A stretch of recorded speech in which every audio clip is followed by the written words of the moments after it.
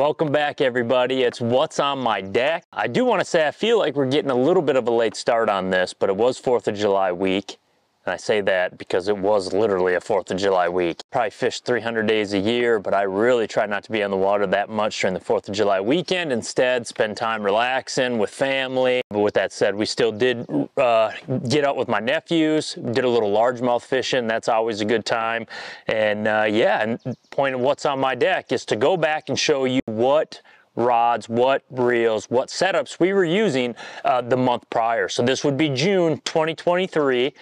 And one of the reasons I do spend so much time on the water is when I'm back home at Lake Mille Lacs, I do a lot of guiding. I started as a guide, I'll finish as a guide, and that's exactly what we're gonna jump into. Is in the month of June, we spent almost every single day out on Mille Lacs, except the very early part of it when we were down at the Sabine for the elite event. Other than that, it's been every single day guiding all the way through, and June was an awesome month. The lake really showed up. You got a lot of stuff kind of going. You start the month with a little bit of pre-spawn. You're definitely going to start rolling with the spawn when you're talking about smallmouth bass on these glacial lakes like Lake Mille Lacs or any of the Great Lakes, your New York, Detroit stuff. And then you're going to get some post spawn, you know, as you approach the end of June and start looking into the 4th of July. And things happen quick this year. At Lake Mille Lacs, things started really slow, kind of really pre-spawn because the ice and the snow didn't let go until almost mid-May. But then the 80s came right away and fly hatches and everything by the end of the month. So a lot to get into. Very first one, let's just get right to the one. Month of June, anytime you're around, you know, from Lake Champlain to Lake Mille Lacs to Lake Oahe to any of these Great Lakes, you're going to be dealing with smallmouth bass on the beds. Lots of them. It's always a good time. Guide clients love it. It's fun for me. Sometimes I'm using a flogger, I'm walking them through it. I get to really watch and learn a ton about the bass, but nonetheless, smallmouth bass are biters. They're extremely territorial. They're not eating for food while they're on the bed. Matter of fact, I see crushed crawdads all around the nest, and that's basically because they just put a, you know, killed it, territorial, and spit it back out. Didn't actually eat it. So those male bass start to lose weight during the spawn. So I try to always focus on pre-spawn, post-spawn, but at the same time, you can't help but roll around. You see 4 or 5 pounders on the bed, and this one right here is probably my #1 bait for it. It's the Outkast tackle, perfect Ned head. I'm using a 1/4 ounce size chartreuse with a whittled down 10,000 fish Sukoshi bug. That's a product of Catchco. It's got the 2-aught hook in it. I take the little appendages off the Sukoshi bug when I'm doing this just so it falls a little bit faster. I have a little bit more control. I can kind of get the bass to react on it as I'm walking my clients through how to catch them. The setup is a good one. I use this or a version of this a lot in my guiding. This is the Loomis GCX 852 jigworm rod. That's 7-1 medium action, all-round great rod for tubing, drop shot, and really whatever you want to do. I'm using a Shimano Stradic. This one right here is a 2500 HG, using 10-pound PowerPro SSV2 in the yellow line to a 10-pound Shimano Mastiff Flourocarbon leader. And I take that back. This is a 12-pound test. Again, it's a bright white chartreuse bait. I'm not trying to convince this fish that I'm something it's not. I'm just trying to annoy the fish and get it in the boat. So I do bump up to the 12-pound Mastiff just during that time. I don't use 12 that often as much as I used to when I felt like I could, but where I can get away with it, I'm going to, and that setup is one. So that would be my bed setup for, that's probably my main deal for when I'm out there. The drop shot. Drop shot's important. I'm using this on beds a lot as well, but I'm also throwing it around for post-spawn fish. Don't generally like a drop shot much pre-spawn. Seems like I want something on the bottom. I don't really like that weightless presentation. From the spawn and into the post-spawn, weightless baits really rule. So this one I probably switch back and forth. I like this chartreuse. It's a little Megabass Hazedong, however you say it. I believe that's the name of this bait. Good little tiny swim baits, really small. That's like a 3-inch version, skinny. It looks kind of perchy. There's a lot of perch fry out there everywhere, but I can see this bait real good. This would be one I would pitch to stuff on beds. And then as the post spawn approaches, I'm throwing it around the little weed lines and stuff that are coming up right now with that sand grass, and we're getting some milfoil out on the lake and definitely some cabbage. This would be my setup for it. I'm using a Loomis GCX 822S DSR rod. That stands for drop shot rod. 610, a medium action, perfect little rod. I use this from the GCX line through the IMX Pro line all the way up into the NRX Plus line when I'm out tournament fishing and stuff like that. It's just an awesomely built rod, keeps smallmouth pegged, good open water smallmouth drop shot rod. I'm using a Shimano Stradic. This one right here is a 3000 XG 10-pound PowerPro SSV2. So I'm using 10-pound Shimano Mastiff Flourocarbon line. The hook that I'm using for this, it's a new one out of Japan from Owner. It's like kind of like a little jungle wacky. I love it for wackying. I'm really liking it for the drop shot. It's kind of got that Zo-wire, that coating on the outside of it that's super sharp. I've just fallen in love with those kind of hooks, and Owner's definitely always bringing them to the game. A little Woo Tungsten 3/8 ounce cylinder drop shot tungsten weight. That's basically my setup. Like I said, I'll pitch this on beds, maybe a little shorter leader, but as the post spawn starts to come, I'm going to bump this up like to a little bit longer leader, finickier fish, and really try to fool those fish that are just running around and eating these little perch for an easy meal to try to beef back up after the spawn. Next up, I mentioned how deadly weightless plastic can be after the spawn. That's just something about it. You're dealing with weary fish. I find myself throwing this at them a lot. This right here is I'm using a 4-inch Yamamoto Wacky Senko. I'm using that same, that's a number 2, I believe, number 2 or number 3. It's that Owner Jungle Wacky hook, a little VMC crossover ring. I like those. It just helps keep my plastics on there in a good position. And then I'm throwing, this is an awesome, I use this rod again from the GCX line all the way to the NRX Plus line. In this case, it's a Loomis IMX Pro. It's an 842 SSJR spin jig rod, 7-foot medium action. Awesome wacky Nico rod. I'm using Shimano Stradic. This one right here is another 2500 10-pound PowerPro SSV2 to an 8-pound Shimano Mastiff Flourocarbon leader. Now I'm being sneaky, I'm being stealthy. You know, maybe I'm throwing this around when, you know, having one client throw a topwater bait, the other one throw this around, or when they get a fish on and they're reeling it in, throw this wacky out there so that the other client with them, their buddy, can hopefully catch another one. We can double up. Throwing that fish that I see on my active target and weary and hoping that they come up and eat it. Again, just a good bait to throw both largemouth and smallmouth bass post-spawn and into the summer. You definitely want to be throwing something weightless. Up next, I mentioned topwater, so let's just keep it up. I got 2 of them. They're both right here. They're almost identical setups. Except the bait on them. I'm using 2 Loomis GCX. These are actually spinnerbait rods, but I think they're terrific topwater rods. And they're the GCX 812C SBR. That's a 6'9" extra fast medium action. Great for clients to whip around, and I've been having them throw 2 baits and 2 baits exclusively. First one is going to be the Shimano World Pop. Awesome new bait. You can tell for this clear water, they're eating, I mean, there ain't no paint on it, but they are jacking it up. This has been a 5-pound slinger, definitely catching a lot of big 4s on it. Post-spawn fish, maybe even a few trickle into spawners that we don't know are there, and they kind of blow the bait. But come post-spawn, these fish are looking up. They're fly hatches, mayfly hatches. I'm talking times where my boat is covered in flies. That's what I'm looking for. And the fish are showing themselves, and we're hurrying up and get this bait over to them, or just fishing good staging areas where these fish are going to come off the spawn and they just want to eat them perch. They want to eat all the mayflies, and they're looking up. So definitely the World Pop 69F with the flash boost technology gets us a ton of bites. The real same on both of them. It's the Shimano 150 XG. That's an 8-speed using 30-pound PowerPro, regular PowerPro. I think it casts further in this kind of a situation, and really small little 20-pound Shimano Mastiff Flourocarbon leaders. That's mainly just to keep these smallies are notorious for rolling it, another one hitting it, another one hitting it, and finally boom, they take it under. So I'm just trying to keep my braided line from getting hung up on these little sticky sharp Owner hooks that I got on the bottom of them. The other bait is going to be a walking bait. In this case, it's the Evergreen SB 105, the smaller one. You know, sometimes the popper just reels roost and we're throwing 2 of them. Other times we got to mix it up with just a little bit of a 1-2 punch on those fish.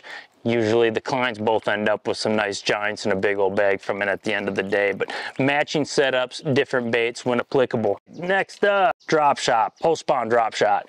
I like a weightless Senko. In this case, a little Maxent Senko I've been playing with. I'll use a Yamamoto a lot. I think Yamamoto's probably my favorite. They just fish bite it, that's no secret. I'm not telling nobody any secrets. Using the same Dropshot rod as before, the Loomis GCX 822S DSR rod, Shimano Stradic 2500, 10-pound PowerPro SSV2, 8-pound Shimano Mastiff Flourocarbon leader.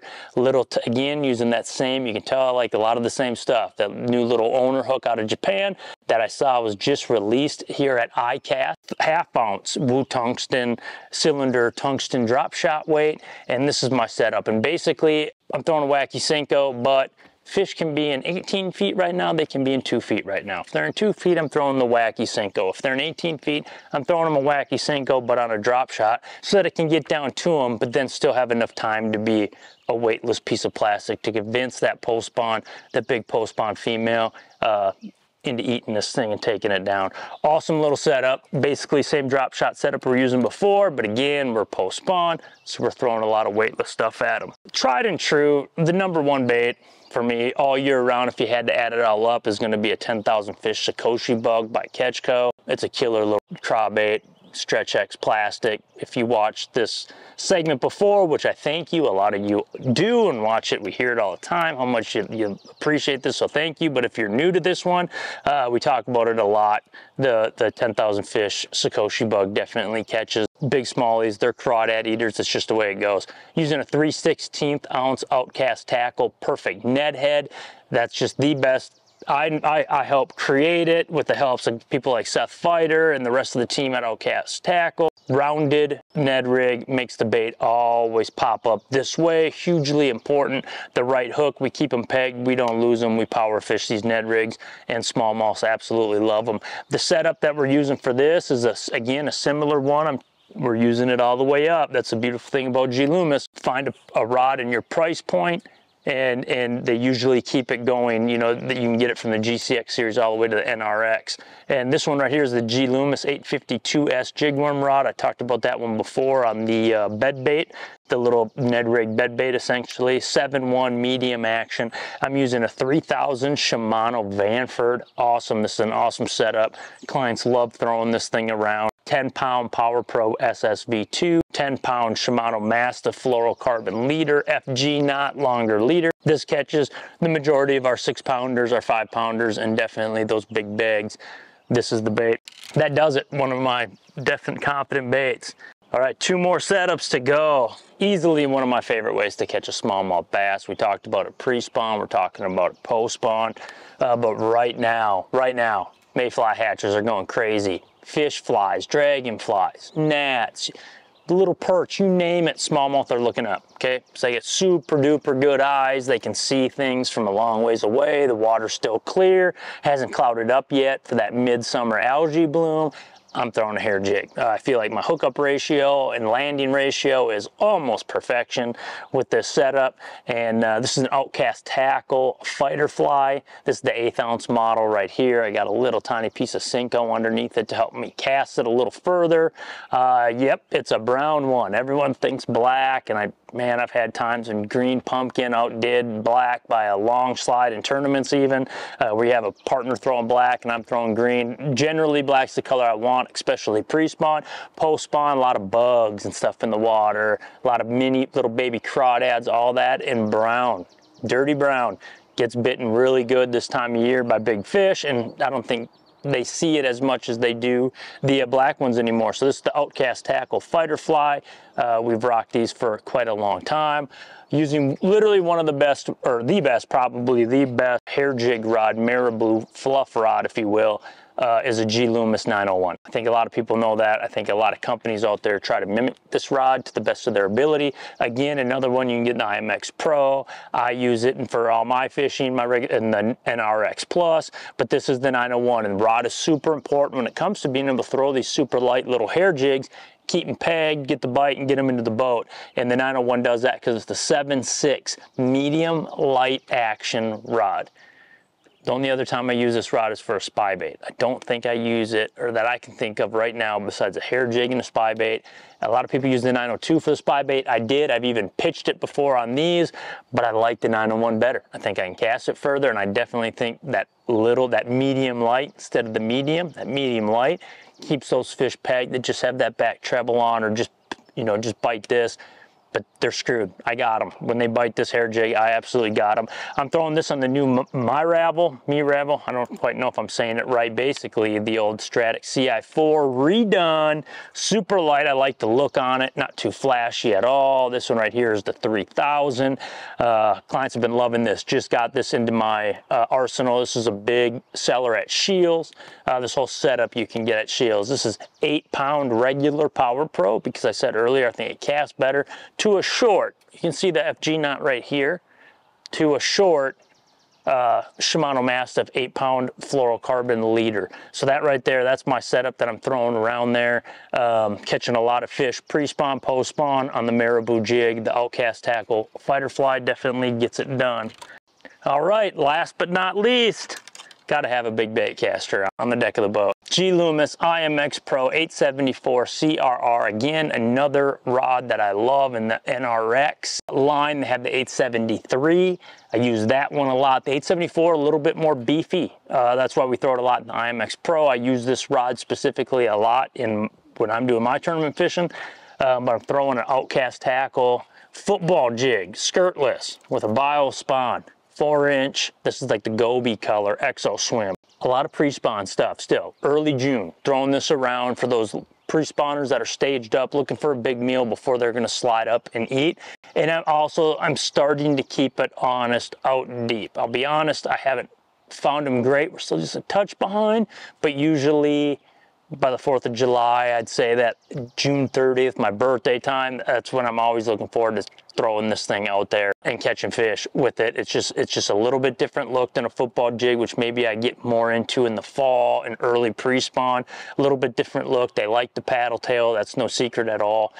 Throwing a Shimano Curado 200. I like to keep it slow.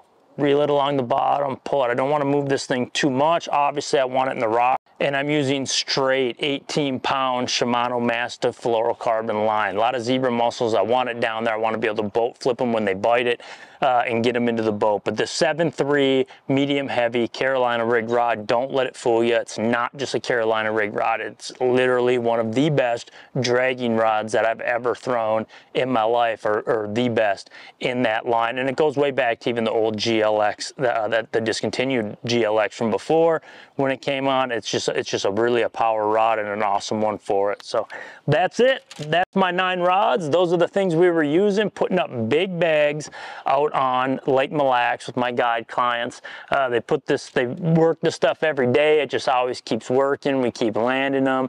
If you ever want a guide trip, I take out of state trips only. That's largely because my tournament schedule takes up so much time that it leaves me a limited time base when I am back at home. So I try to cater to those coming from out of town to put them on fish. So definitely contact me. Go to my website, joshdouglasfishing.com.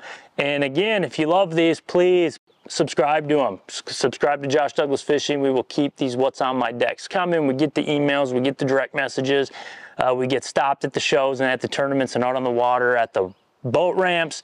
We know you love it. We're going to keep them coming. That definitely gives us excitement. My wife behind the camera, big thank you to her. And we'll see you for the next one. We'll see you in August when we're talking what we were throwing right now in July to continue on with that post-spawn transition and into the summer months. Tight lines.